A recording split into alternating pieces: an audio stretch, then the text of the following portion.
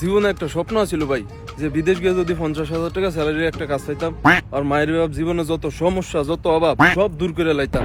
তারপর আর কি, বিদেশে আইলাম, 50,000 টাকা স্যালারির কাজও পাইলাম। মাসের 1 তারিখ আইতে দেরি আছে, হাতে স্যালারি আইতে দেরি নেই। হাতে স্যালারি আইতে দেরি আছে ভাই, শেষ হইতে দেরি নেই। আর মায়ের বাপ আমি এইটাই বুঝি না, আমি যে একটা মাস গরুর মতো খাটছি, আমার হাতে যে স্যালারিটা আইছে এটা তো আমার কাছে কয়দিন থাকবো না, না এটা আইবো আই নগদে শেষ হয়ে যাবো। এটা যে কেমনে শেষ হয়ে যায় আমি এটা কিছুই জানি না ভাই। আমি দুনিয়ার সব বাল ফারি, কিন্তু আমার স্যালারি যে কেমনে তাড়াতাড়ি শেষ হয়ে যায় এই হিসাবটাই আমি মিলাইতারি না। প্রত্যেক মাসে চিন্তা করি যে এবার স্যালারি আইলে কিছুটা বাড়িতে দিমু, বাড়িটা নিজের কাছে সেভে রেখে দিমু। সৌদানির ভিতর স্যালারি তো আই লগে আরো কটা সমস্যা আইয়ে, এই সমস্যা মিললা আমার স্যালারিটা খেয়ালাই গিল্লা। কি কমু দুঃখের কথা ভাই, যতই চিন্তা করি যে এই মাসে স্যালারি আইলে কিছু টাকা সেভে রাখবো, সেইবার করতে পারি না ভাই, সেইবার করতে পারি না। আমি আমার স্যালারিকে কি আমার সমস্যাই আমার স্যালারিকে একুল পায় না।